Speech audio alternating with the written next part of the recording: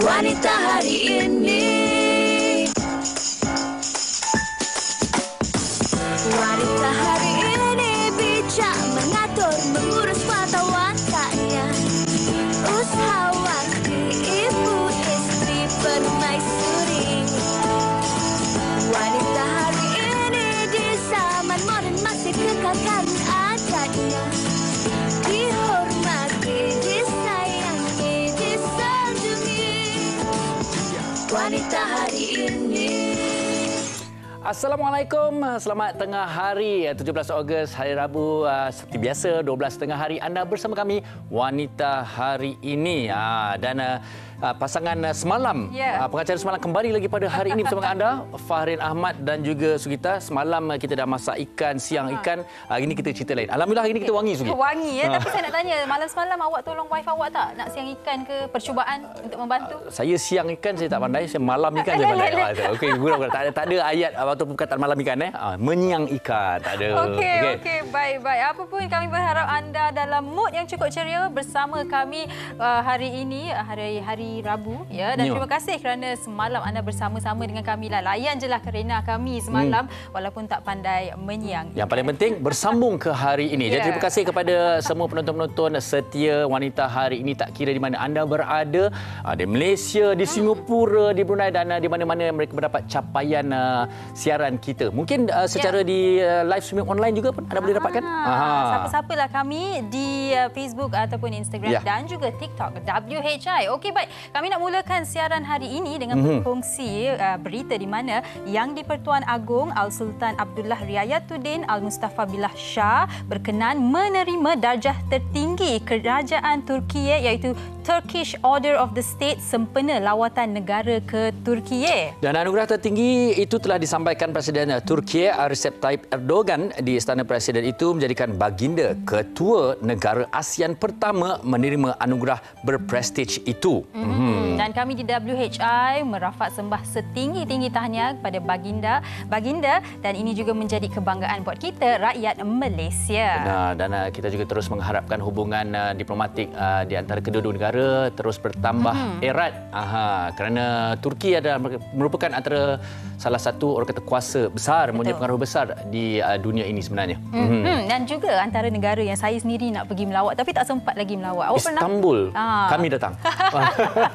Okey, baik. Dan sebelum kita ke topik kita pada hari ini, kami juga ingin membawa perhatian anda untuk menonton Minum Petang. Tempoh hari lah Farin ya. Telah berlangsung Minum Petang Persatuan Wartawan Wanita Malaysia bersama dengan Yang Amat Berhormat Perdana Menteri kita dan beberapa pengamal media daripada Media Prima dan juga Wanita Hari Ini telah turut sama bersama dengan Yang Amat Berhormat Perdana Menteri kita. Kita saksikan ringkasan ini. Jom. Hakikatnya, kemajuan dan kemakmuran yang dikecapi negara hari ini tidak hanya disumbangkan oleh pemimpin-pemimpin negara maupun tokoh ekonomi, bahkan juga golongan wartawan termasuk wartawan wanita memainkan peranan penting dalam pembinaan dan pembangunan masyarakat sejak sebelum merdeka. Wanita sememangnya turut memainkan peranan penting dalam menyumbang kepada pembangunan negara. Meraihkan ulang tahun ke-51, pengamal media wanita Malaysia pertama Yang Amat Berhormat Perdana Menteri Datuk Seri Ismail Sabri Yaakob turut meluangkan masa menghadiri satu majlis minum petang bagi meraihkan kira-kira 200 ahli pertama baru-baru ini. Turut berbangga dengan pencapaian pengamal media wanita Malaysia yang masih kekal relevan dan mampu menempuh pelbagai cabaran semasa, Yang Amat Berhormat Perdana Menteri turut memberi peruntukan sebanyak RM300,000 bagi menghargai peranan wartawan wanita yang turut serta dalam pembangunan negara. Malah menurut beliau lagi, diharap ianya juga dapat membantu wartawan wanita dalam meneruskan aktiviti dan membangun kerjaya. Turut hadir pada majlis tersebut Menteri Pembangunan Luar Bandar Datuk Seri Mahathir Khalid dan Menteri Pembangunan Wanita Datuk Seri Rina Harun. Semoga para wartawan wanita akan dapat terus menghasilkan karya yang bermutu tinggi dalam menyampaikan informasi kepada semua. Baik, itu dia satu penghargaan dan juga apresiasi yang cukup tinggi buat para pengamal media di kalangan wanita. Dan saya sendiri sebagai pengacara lelaki yang dah lama bersiaran dan sebagainya, menghargai sumbangan wartawan wanita terhadap karier saya.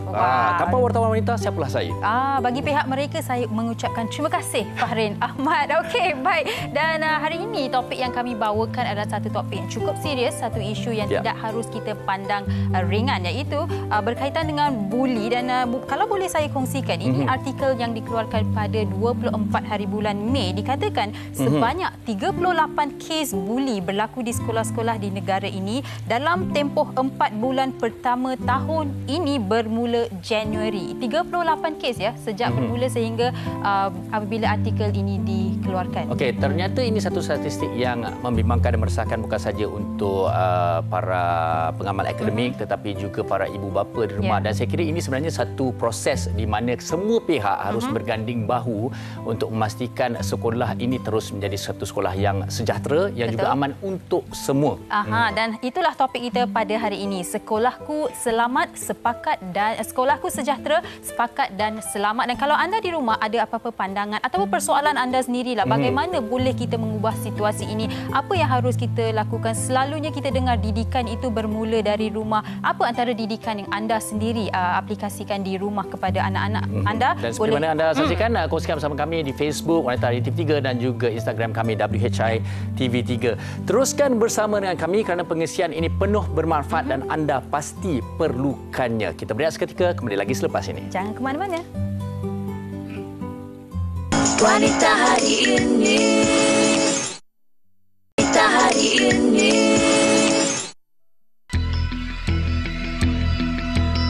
Hampir setiap tahun kita mendengar kes buli yang melibatkan pelajar sekolah semakin membimbangkan. Meskipun ianya bukanlah satu isu yang baharu, namun ia tidak sepatutnya dijadikan satu tabiat dalam kalangan pelajar.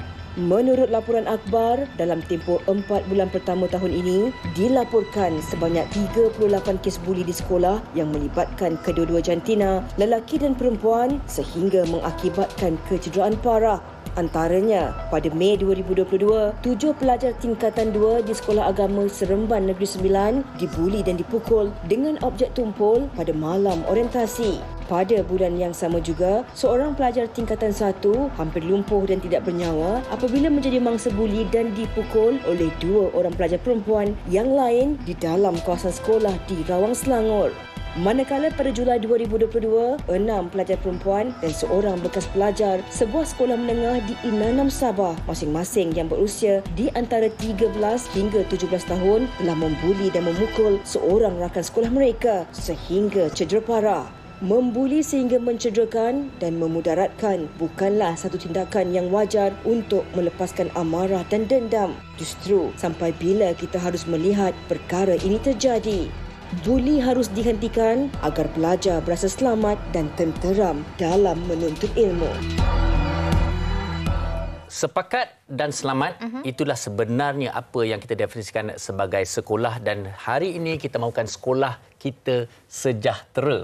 Dan itu yang kita nak pastikan sebenarnya ini adalah peranan semua pihak dan tidak adil untuk kita katakan tanggungjawab hanya sekolah, hanya para guru untuk memastikan sekolah itu selamat dan anak-anak itu disiplinnya bagus dan baik. Saya setuju. Ini adalah tanggungjawab kita bersama, dan bersama kita pada hari ini untuk membincangkan topik ini adalah Datuk Haji Pakarudin bin Haji Ghazali selaku Timbalan Ketua Pengarah Pendidikan Malaysia Sektor Dasar dan Kurikulum KPM. Selamat datang Datuk dan terima kasih bersama kami hari ini. Dan kita juga bersama dengan Puan Norul Huda binti Abdul Halim selaku Guru Bimbingan dan Kaunseling SMK Tinggi Setapak. Selamat datang Cikgu. Pastinya anak murid dah tunggu anak murid kat sekolah. Mungkin kat TV lah mereka sedang tengok. Tapi nanti boleh tengok rakaman ni. Ya, betul. Kat YouTube kita. Tapi apapun biasanya kalau cikgu kaunseling ni, biasanya cikgu yang baik, tempat anak-anak murid mengadu, minta nasihat. Itulah cikgu. Okey, baik. Kita nak tanyakan pada Datuk Pakarudin sendirilah. Kalau kita mendengar tentang isu buli ini, satu benda yang tidak asing daripada zaman kami bersekolah pun sehingga ke hari ini pun. Tapi mungkin sejak akhir-akhir ini agak panas dan statistiknya juga agak dikatakan meningkat. Jadi apa pendapat Datuk sendiri? Baik, terima kasih. Sebenarnya isu buli ni memang kisahnya lama. Bermula mungkin sejak belum ada media sosial lagi. Betul. Mungkin berlaku tu di peringkat tempatan tapi tidak ketahui umum. Tapi hari ini disebabkan kita dah boleh akses kepada pelbagai maklumat. Dulu kalau buli pun mungkin disampaikan dalam bentuk cerita bagaimana dibuli. Tapi hari ini sudah ada rakaman, boleh dilihat macam mana bentuk dan sebagainya. Jadi hari ini isu buli dan sama ada dulu tidak hebah, sekarang semakin hebah, isunya ialah perlu kita tangani. Sebab kita tidak mahu akhirnya anak bangsa kita lahir dari generasi yang sentiasa dibuli ataupun menjadi pembuli. Atau ianya menjadi satu budaya pula kan. Yang sangat tidak sihat. Jadi sebenarnya dia akan membawa kepada keadaan yang sangat negatif dalam kehidupan masyarakat secara umum. Jadi sebenarnya berbalik kepada isu buli yang berlaku di sekolah. Sebenarnya mungkin highlightnya kerana anak-anak itu di bawah tanggungjawab ibu bapa. Sebenarnya kita tidak tahu. Mungkin ada buli di peringkat remaja, di peringkat orang dewasa. Tapi semuanya bermula dari bawah, dari kanak-kanak, bermula dari pendidikan. Jadi kalau kita nak letakkan tanggungjawab ini semata-mata kepada Kementerian Pendidikan Malaysia, mungkin tidak adil. Sebab dalam pembentukan seseorang individu, insan, itu mesti bermula dari rumah ke sekolah, masuk ke dalam masyarakat. Jadi biarlah kita bersama-sama, bersatu hati. Sebab tu untuk Sekolahku Sejahtera, kita sepakat dan jadikannya selamat.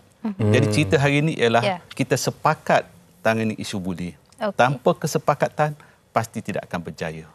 Sebab tanpa kesepakatan itu kita tidak akan berjaya. Saya suka apa yang Datuk katakan. Dan mungkin kita boleh tanya kepada Cikgu Nurul Huda juga. Di sekolah cikgu sekarang ni ada kempen anti-buli dijalankan kan? Mungkin cikgu boleh kongsikan apa antara inisiatif yang diambil menerusi kempen ini? Okey, menerusi kempen ini kita buat taklimat kesedaran kan. Mungkin kita akan teruskan pula dengan ceramah-ceramah. Okey, dan macam kami meneruskan lagi, perkasakan lagi amalan guru penyayang.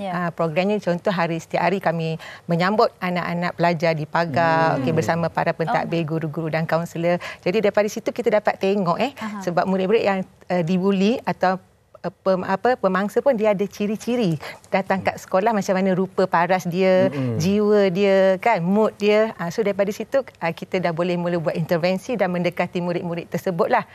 Jadi macam kata Datuk tadi, melalui pendidikan dan kita kena atasi agar tidak menjadi budaya lah. Maksudnya jika ada yang sudah mula menampakkan ciri, mungkin ada mangsa yang tidak mahu bercakap tapi kita dapat kesan di pintu pagar sekolah, seawal mungkin kita terus mengambil tindakan lah untuk menjalankan temu bual dan sebagainya. Satu inisiatif yang cukup baik sebenarnya. Okey, selain daripada isu buli, Datuk, kita juga ada masalah penyalahgunaan dadah di kalangan pelajar, di kalangan anak-anak muda ni. Jadi bagaimana pula komen Datuk tentang itu selain daripada buli? Ya, sebenarnya penyalahgunaan dadah ni kita lihat perkara ini mungkin berlaku dalam masyarakat itu di peringkat hujungnya. Permulaannya mungkin dalam suasana dia boleh dipengaruhi. Sebenarnya anak-anak di sekolah ini di peringkat yang paling mudah dipengaruhi oleh seseorang. Jadi seseorang yang dia kagumi ataupun dia percayai, dia boleh terpengaruh. Jadi pengaruh penyalahgunaan dadah ini perlu kita kekang. Sebab tu sebenarnya anak-anak yang rasa dirinya terbiar ataupun tidak diraikan potensinya secara betul dalam pendidikan, dia akan rasa satu keadaan yang rendah diri, tidak ada nilai diri. Jadi dia akan mencari kekuatan di tempat lain, sesiapa yang nak meraihkan kebolehan keupayaan dia. Jadi mungkin ada pihak yang pandai menyantuni, mempengaruhi dia, mungkin dibawa dengan satu kaedah dan akhirnya dia terpengaruh. Mungkin ajak meraihkan seolah dia hebat itu dan ini, akhirnya mengajak untuk merokok, kemudian memasukkan perkara-perkara yang tidak elok, akhirnya terjebak dalam dadah. Sebenarnya inilah yang kita nak bawa dalam pemerkasaan pentadbiran berasakan sekolah. Sebenarnya kita nak lihat potensi anak kita ni dari pelbagai sudut. Kita bawa ke sekolah, jangan melihat semata-mata dari sudut akademik. Sebab ada pelajar memang dia tidak hebat akademik, tapi dia hebat sukan, co-curriculum. Dia ada potensi yang berbeza. Dia boleh menari, menyanyi. Jadi dengan pentadbiran berasakan sekolah ni, kita raihkan apa yang dia mampu buat, potensi itu. Jadi dia ada satu nilai diri, dia ada satu keyakinan. Jadi di situ dia tak akan terjebak, dia tak akan pergi cari kekuatan di tempat lain. Sebab dia tahu di sekolah dia diraikan oleh cikgu-cikgu, oleh rakan-rakan bahawa dia ada keupayaan tinggi. Jadi isu yang berkait dengan buli juga bermula mungkin pada perkara yang sama. Sebab dia rasa lemah, dia tidak ada nilai diri. Akhirnya orang ambil kesempatan. Orang akan buli dia. Dan orang yang membuli ni pula, dia rasa dia hebat kerana dia beri peluang mungkin secara negatif. Dia boleh orang kata tunjukkan kehebatan dia mungkin dari segi fizikal dia ataupun dari segi kebolehan bercakap sebagainya. So dia rasa hebat dan dia cari yang lemah. Tapi kalau dalam pentaksiran berdasarkan sekolah yang kita nak perkasakan ni, kita nak beri potensi setiap pelajar itu kedudukan yang terbaik. Kita bukan nak tengok akademik semata-mata. Nak tengok jasmani, emosi, rohani, sosial dia, termasuk intelek. Jadi dengan itu anak-anak ini ada nilai diri, jati diri yang tinggi. Jadi di situlah dia tak terpengaruh dengan hasutan untuk pergi ke arah dadah ataupun dia sendiri tak akan mudah dibuli.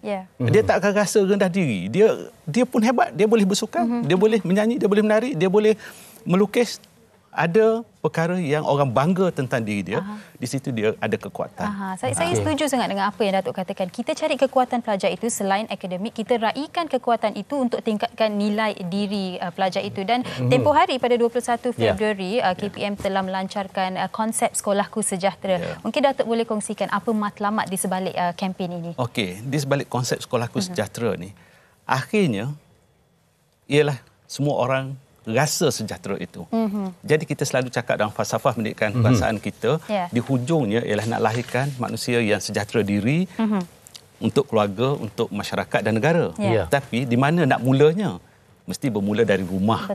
Keluarga yang sejahtera, keluarga Malaysia yang sejahtera. Kita bawa ke sekolah. Jadi di sekolah ni dalam konsep sejahtera ada 14 elemen. Jadi 14 ni sekolah sihat, selamat, seronok, kan? Ada empati, ada eksplorasi, ada artikulasi. Semua 14 itu ialah perkara yang kita kena terap dalam aktiviti. Sebenarnya anak ni, kalau kita tak sedarkan dia dalam aktiviti itu dengan nilai-nilai ni, mungkin dia tak rasa, tak sedar. Dia ingat aktiviti itu sahaja. Sebenarnya aktiviti itu masa kita kat sekolah dulu yang membentuk diri kita. Macam saya dulu, saya berpengakap daripada seorang anak serigala sampai pengakap raja. Teringat saya pun pengakap tu. Sekolah rendah saya pun pengakap. Alhamdulillah. Jadi sebenarnya pengakap raja tu kan yang semua sultan tanda tangan itu membuatkan kita rasa ada harga diri. Kita proud of King Scout tu. Jadi anak-anak kita pun sama. Kita bawa dia dengan aktiviti, nilai-nilai itu dah dimasukkan dalam diri dia melalui konsep Sekolahku Sejahtera, cinta alam, eksplorasi dalam bidang-bidang tertentu. Sudahnya mereka rasa ada nilai diri. Inilah yang kita boleh mengekang, membendung isu buli, penyalahgunaan dadah. Okey, ini bagaimana Sekolahku Sejahtera ini satu pendekatan yang holistik sebenarnya. Saya balik kepada awal tadi, kesepakatan. Maknanya ia bermula daripada rumah, peranan ibu bapa, rumah dan juga sekolah. Dan juga ibu bapa juga harus sedar tentang bukan semata-mata akademik tetapi juga sahsiah diri dan personaliti seseorang pelajar itu sangat penting. Betul. Dan mungkin di sini boleh juga saya kongsikan komen dari Facebook. Natirah berkata, kes buli menjadi-jadi, tiba masanya untuk semua berganding bahu bagi mementas gejala tidak bermoral ini. Ibu bapa orang pertama yang wajar menerapkan nilai-nilai murni dalam diri anak-anak supaya menjadi seorang yang berhemah agar tidak melibatkan diri dalam kes buli. Dan mungkin di sini juga Farid. Dan mungkin ini soalan untuk cikgu sendirilah. Katalah sebagai ahli masyarakat dan juga sesiapa sekalipun, kalau ada berlakunya kes pelanggaran disiplin ataupun buli dilakukan, apa yang tindakan boleh diambil oleh masyarakat dan juga pelajar? Okey, kalau di sekolah pelajar memang dia orang kata terbuka. Maksud dia di mana-mana sahaja ada peluang untuk mereka melaporkan. Memang semua laporan boleh disampaikan terus kepada guru bimbingan kaunseling, guru disiplin atau mana-mana sahaja guru yang dia selesa untuk bercakap. Jadi daripada guru tersebutlah akan membuat laporan dan kami akan siasatlah dan mengambil mengikut SOP yang sepatutnya. Kita memberi hak kepada dua-dua. Okey, maksud dia pelapor boleh membuat laporan dan kita akan siasat untuk melihat pula kebenarannya daripada pihak pemangsa. Okey, itu daripada seorang guru kaunseling. Bagaimana dari sudut KPM pula kalau kejadian seperti ini berlaku? Okey. Terkini kita sudah buka 3 laluan untuk sesiapa saja menjadi mangsa buli ataupun sesiapa saja yang menjedari buli ini berlaku. Pertamanya melalui portal Kementerian Pendidikan Malaysia, aduan buli. Kemudian ada satu talian yang sudah ditetapkan untuk dibuat panggilan, untuk disambut dan diambil maklumat berkenaan, dan satu lagi email. Email adubuli@mui.gov.my. Jadi kita harap semua pihak kena bekerjasama. Ibu bapa, masyarakat, guru dalam sekolah, pelajar-pelajar yang mengetahui keadaan ini, laporkan supaya kita boleh buat intervensi secepat mungkin. Sebenarnya itu perkara yang telah berlaku yang kita perlu tangani dengan saluran berkenaan. Okey, baik. Dan soalan ni saya tujukan kepada Cikgu Nurul Huda. Mungkin Cikgu tadi seperti Datuk katakan, kita bukan saja nak melihat kekuatan seorang anak itu dari sudut akademik, tetapi pelbagai sudut. Dan apa antara aktiviti lain yang di sekolah Cikgu sendiri yang diwujudkan untuk membantu anak-anak? Okey, kami ada pelbagai orang kata pendekatan lah. Kita juga membentuk kepimpinan dalam diri pelajar, jati diri mereka. Jadi setiap sekolah, contohnya di bawah unit bimbingan dan kaunseling, kami ada pembimbing rakan sebaya. Menggunakan PRS, betul. Menggunakan tagline baru, kita kan sahabat. Jadi mereka ini telah dilatih kemahiran asas menolong untuk membantu pergi ke dalam kumpulan murid-murid, menjadi rakan sahabat pendengar untuk membantu murid-murid itu lebih berkembang daripada segala aspek lah. Dan jika perlu dirujuk kepada guru bimbingan kaunseling untuk peringkat seterusnya, maka mereka akan merujuk. Jadi sahabat-sahabat rasa selesa, ada kawan yang mungkin sebaya, sama level pemikiran untuk mereka berkongsi. Jadi banyak kes-kes yang dapat dicegah pada peringkat awal. Contoh bila mereka ada masalah keluarga, contoh mungkin mereka telah berfikir untuk membuat benda-benda tidak bagus, even termasuk membuli rakan sebab ada masalah. So bila menjalani sesi sembang santai bersama pemimpin sebaya, mereka telah menjadi kepada lebih positif. Selain daripada itulah, macam seperti kem kepimpinan kepada pengawas, pemimpin-pemimpin sekolah juga tidak ketinggalan. Malahan ada juga hari seperti hari kantin kan, menggalakkan seperti meningkatkan confidence mereka daripada PBS tadi, yang introvert mungkin menjadi extrovert kan, resilient tinggi, macam mana nak melariskan jualan dan sebagainya lah. Mana sebenarnya kalau segi kita lihat daripada apa yang cikgu katakan, memang jelas inisiatif yang boleh kita katakan agresif juga sebenarnya kan oleh pihak sekolah dan KPM untuk memastikan program semasa ke semasa sentiasa ada. Okey, Datuk, untuk KPM sendiri, Sekolahku Sejahtera, apakah harapan Datuk sendiri? Sekolahku Sejahtera sepakat dan selamat serta pelancaran portal aduan buli ini. Ya, betul. Alhamdulillah. Terima kasih. Besok kita akan adakan pelancarannya di SMK Putrajaya Presin 14-1. Jadi sebenarnya ini adalah kerjasama di antara Kementerian Pendidikan Malaysia dengan Kementerian Dalam Negeri, khususnya PDRM dan Agensi Anti Dadah Kebangsaan.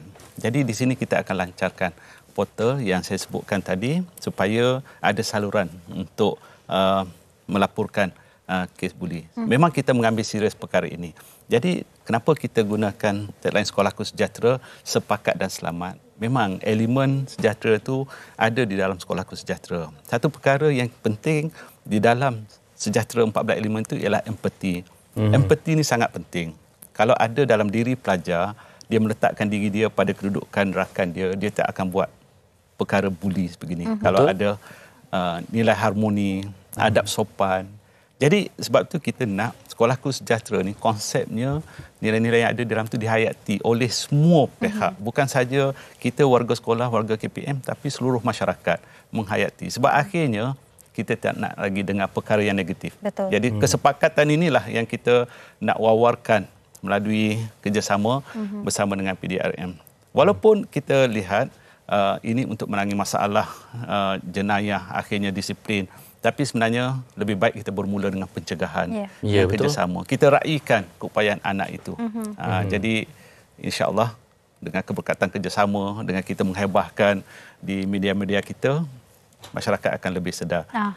Dia intervensi awal. Betul. Dan kata kuncinya seperti yang dikongsikan Datuk Cikgu dari awal tadi, kesepakatan. Kita nak membawa semua orang bersama untuk keselamatan dan kesejahteraan anak-anak Sugi, kita. untuk portal ni kalau kita tengok pelancaran esok, KPM dah ada, KDN dah ada, PDRM, AADK, saya tambah ibu bapa dan juga masyarakat. Jadi untuk masyarakat ni, kita juga tak ketinggalan untuk mendengarkan pendapat mereka tentang topik kita pada hari ini. Kita dengarkan. Pandangan saya lah, memang sekarang budak-budak makin terdedah kan dengan masa-masa muda. So, diorang lagi berani lah untuk bully tu kan. Kadang-kadang saya ada adik bawah sekolah lagi. Balik-balik cerita, Isha tadi adik kena ni lah, kena pukul lah, lepas tu duit lah, minta duit kan. Itu pun dikira bully kan. So report lah kepada cikgu-cikgu dia. Okay, bagi yang kena bully tu, kena lebih beranilah untuk bersuara, untuk bagi tahu dekat parent, bagi tahu dekat cikgu yang dia kena bully, supaya cikgu atau ibu bapa boleh ambil tindakan kepada pembuli. Mungkin terpengaruh media sosial, baru darjah 1, darjah 2 dah main handphone, dah tengok TikTok semua kan. Kita tak boleh nak cakap kepada mereka yang dibuli di sekolah, minta jangan diamkan diri, buat report ke cikgu, polis ataupun pihak-pihak yang berkuasa lah. Bagi pendapat saya tentang kes bully yang kita dah berkuasa dekat Malaysia hari ini, bagi saya benda tu dapat meruntuhkan prestasi seorang pelajar lah. Jadi kita dapat tahu contohnya macam anak kita dibuli, so mental dia down, I mean like everything akan jadi macam akan down juga for himself.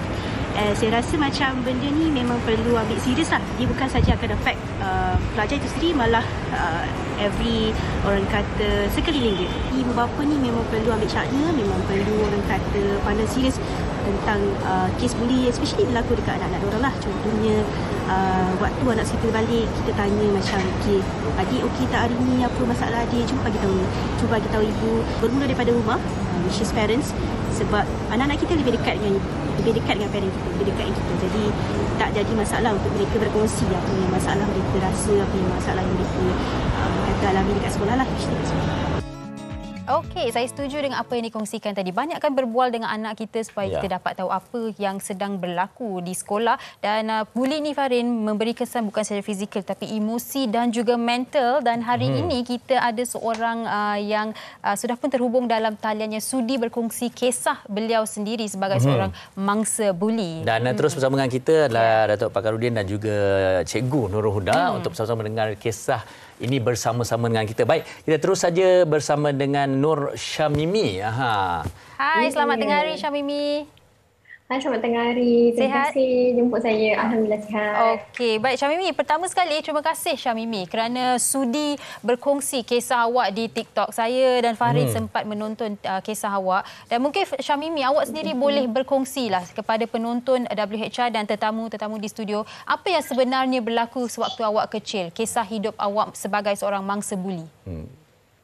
Okey, mangsa buli ni macam saya tak adalah teruk sangat, tapi boleh dikatakan dari segi mental agak mencabar, sebab dari kecil saya dibesarkan oleh seorang ibu yang cacat penglihatan. Dari situ saya dapat banyak komen dan juga teguran biasanya yang mengusik lah, cakap macam mana mak awak masak, yelah tu mak awak masak sedap, macam tu. Jadi bila sampai di sekolah, orang ambil duit belanja saya, kata mak awak tak mampulah nak pergi awak belanja macam tu kan. Dari situ kita macam takut nak pergi sekolah, nervous. Jadi saya kurang keyakinan. Bahkan bukan di sekolah rendah saja, sampai ke alam pekerjaan masih lagi ada kes-kes membuli.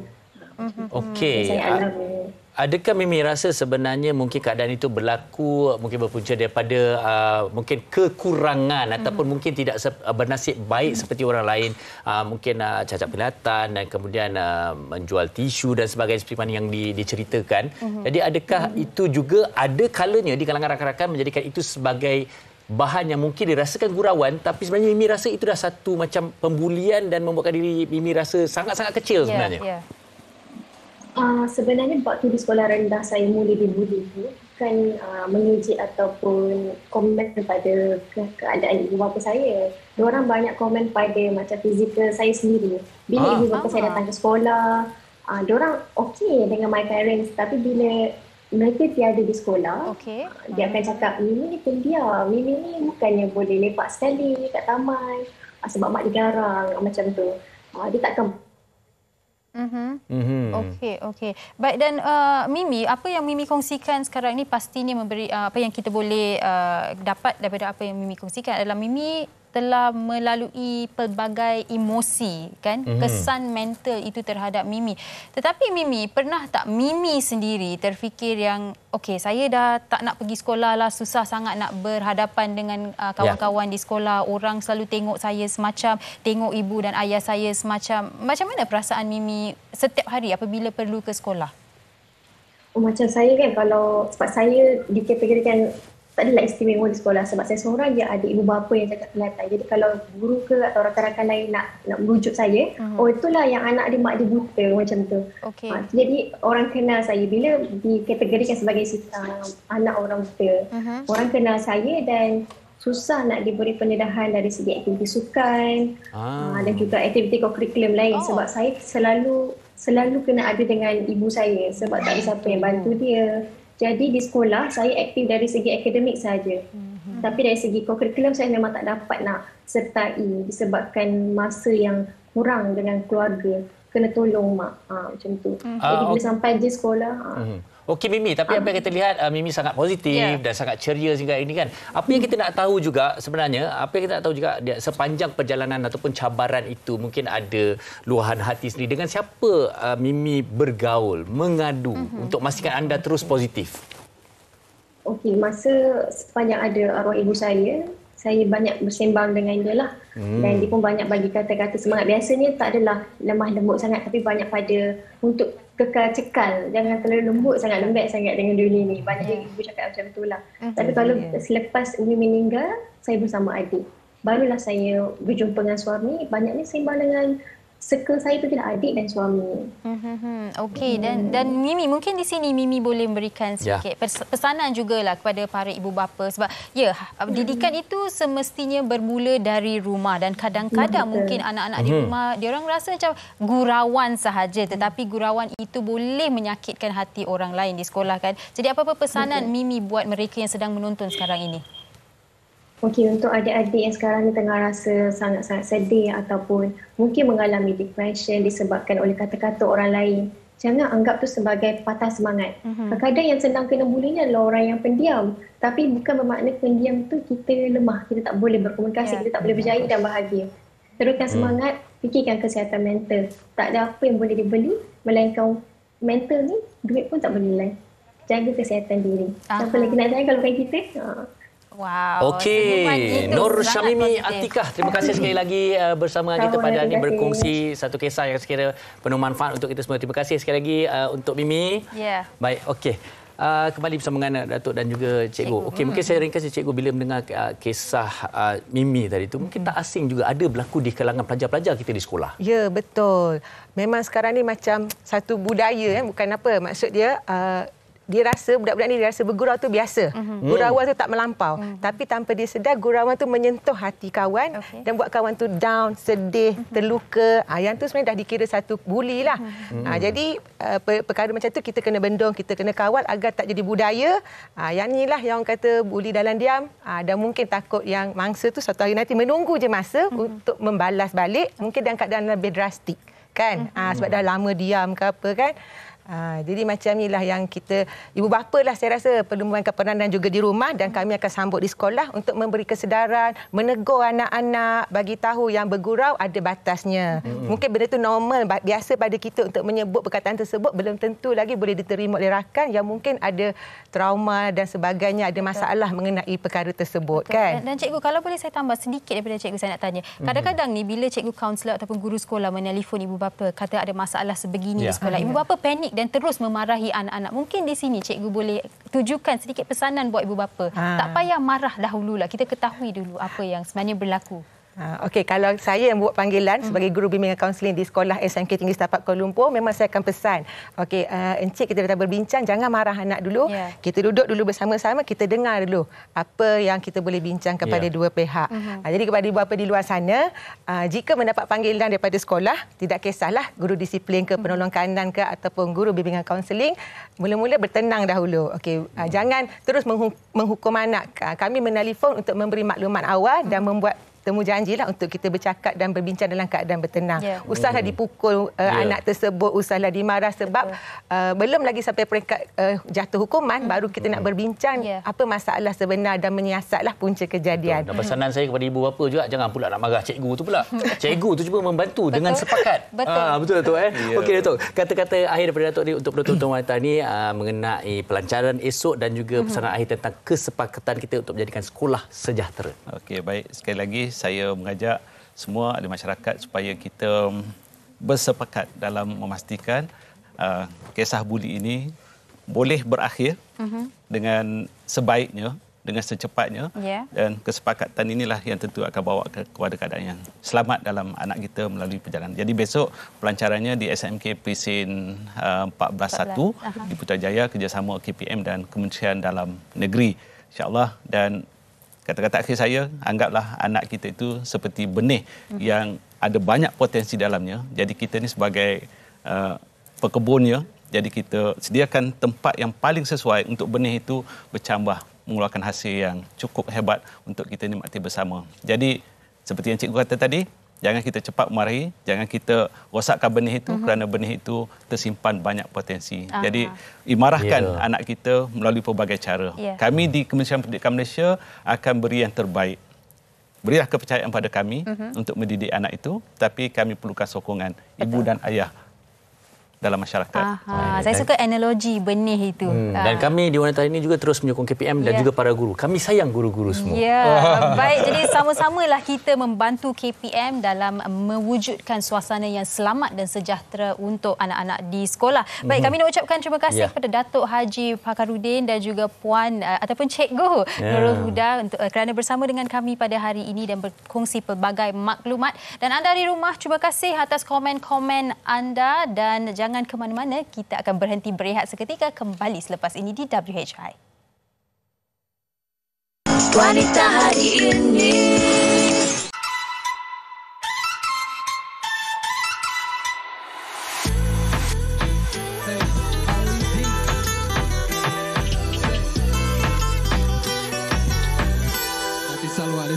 Jangan biarkan hati terluka, lama-lama kan menjadi gila. Jangan risaukan, jangan kau kecewa. Akhir jatuh pastikan bangkit semula. Bangkit, bangun dari tidur, lupakan mimpi. Hadap semua sakit, hadapi jalan dibagi. Berakit-rakit ke hulu, berenang kau ke tepian. Biar sakit kau merayu, asal senang kemudian isi. Satu dunia maha mengetahui, dalam 1000 kata maknanya tersembunyi. Tak terlihat panca indera yang memerhati sempoyongan berlari berlaguku di atas rumi. Alif, ba, takut ku bersendiri. Alif, ha, jangan lagi hampiri. Jam mula berdetik, tiada masaku menoleh. Asal ku budak banting mesti boleh. Bukan kena terpaksa, bukan juga kena harta. Apatah lagi kasta, jauh sekali kena cinta. Ku buat yang terbaik agar hasil semua cantik. Perlahan ku menaik, ku wakilkan orang baik. Jangan biarkan hati terluka, lama-lama kan menjadi gila. Jangan risaukan, jangan kau kecewa. Akhir jatuh pastikan bangkit semula. Jangan biarkan hati terluka, lama-lama kan menjadi gila. Jangan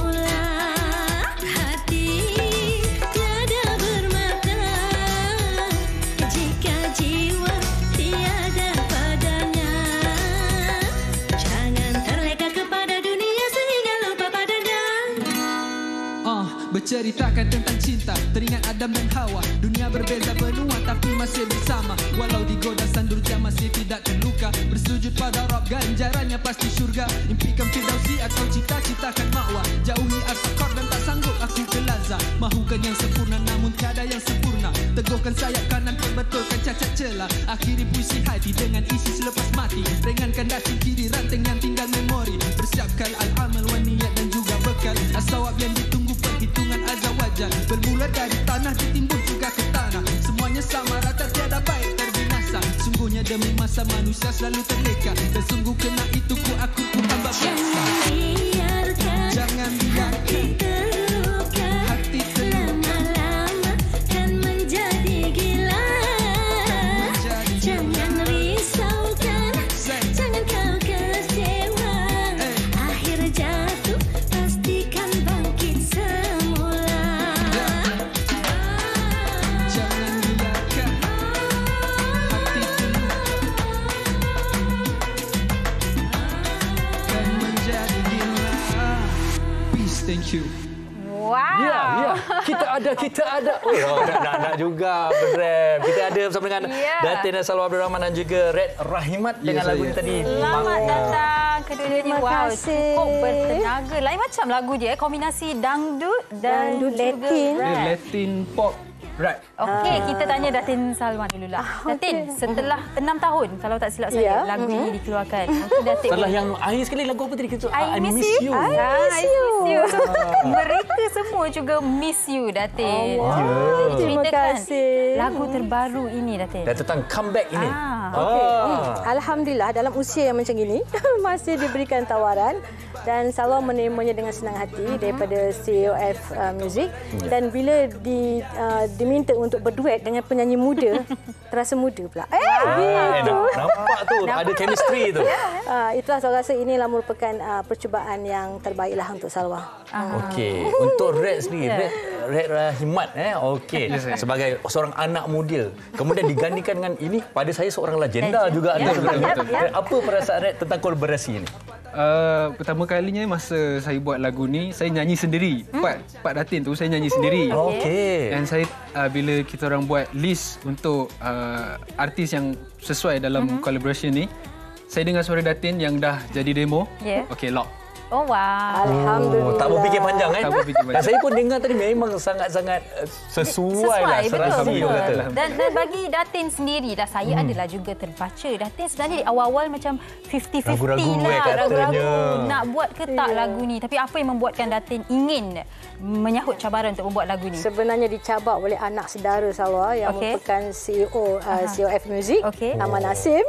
Dia yang memintakan, "Anti nyanyilah dulu, Anti nyanyilah dulu, Anti boleh nyanyi, sekarang takkanlah nak stop nyanyi kan." Jadi dia kata, cuba dengan lagu ni dengan cara baru kan. Jadi Kak Salwa menyahut cabaran Ahmad Nasim sebenarnya.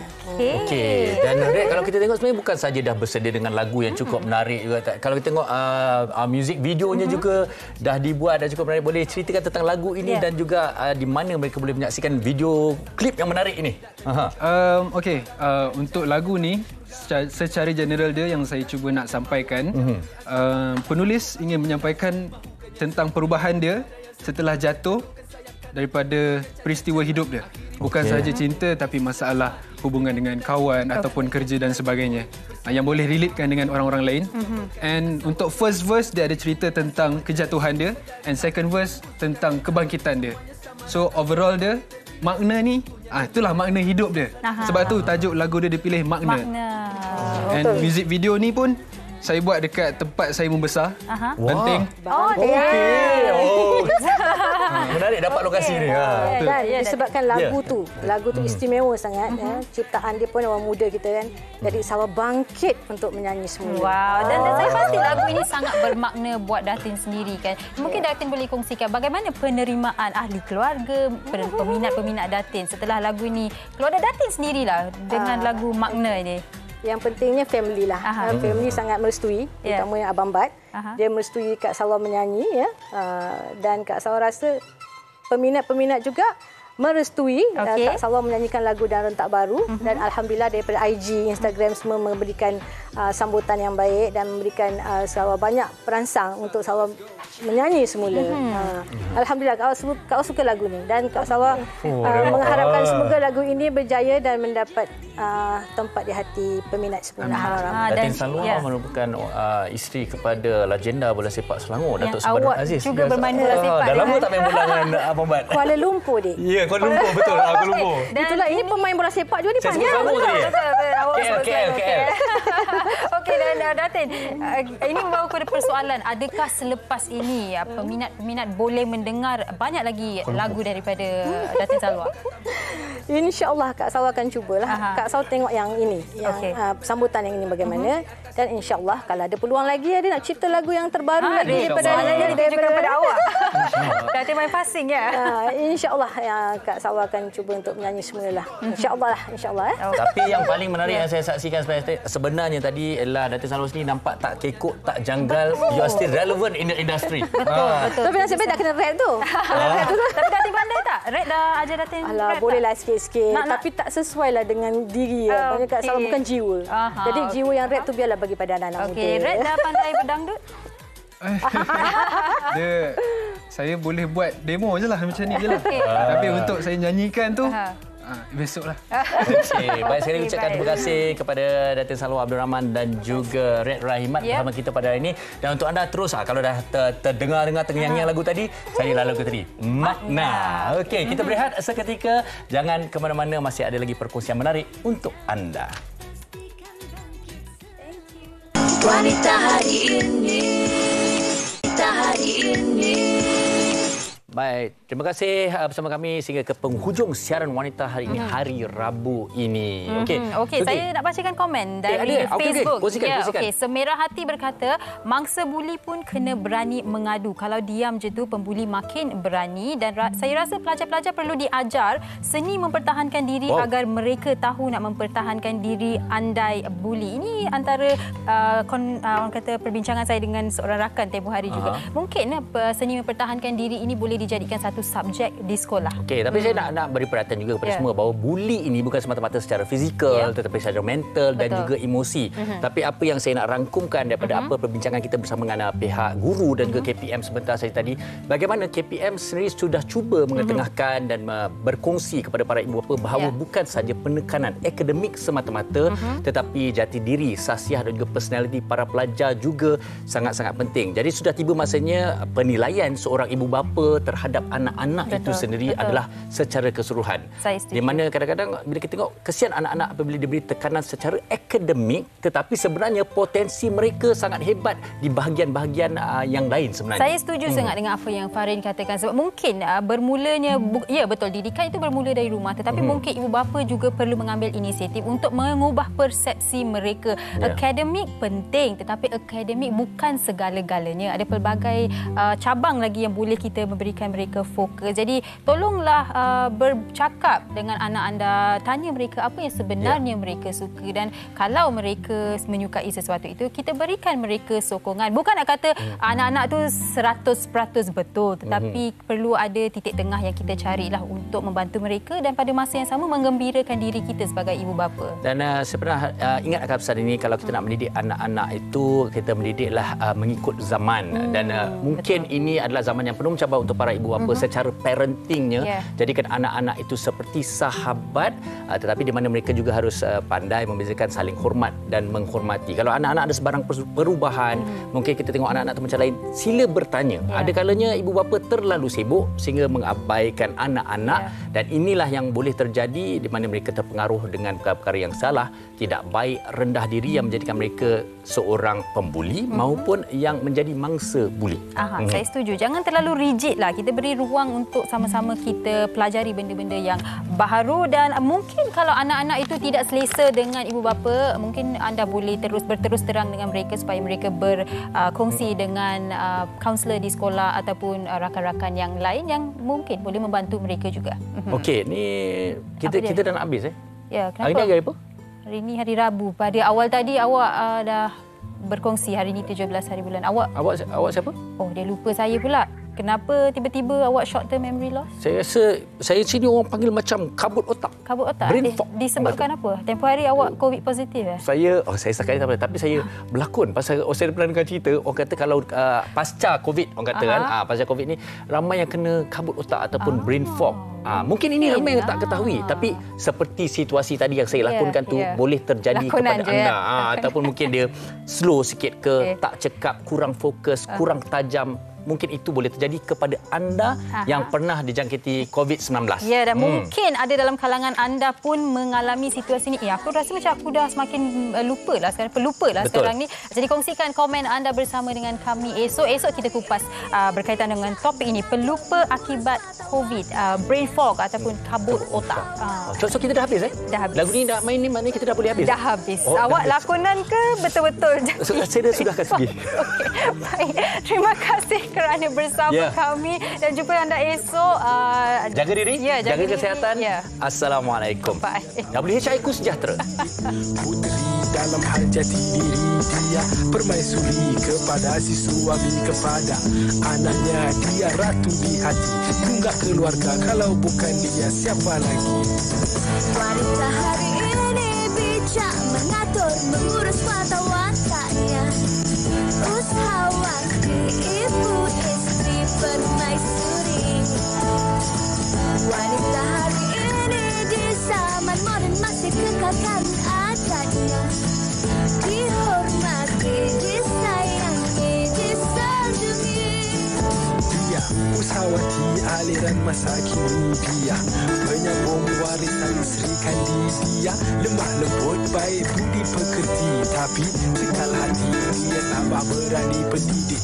Puteri dalam hal jati diri dia permaisuri kepada si suami kepada anaknya, dia ratu di hati, tunggak keluarga, kalau bukan dia siapa lagi.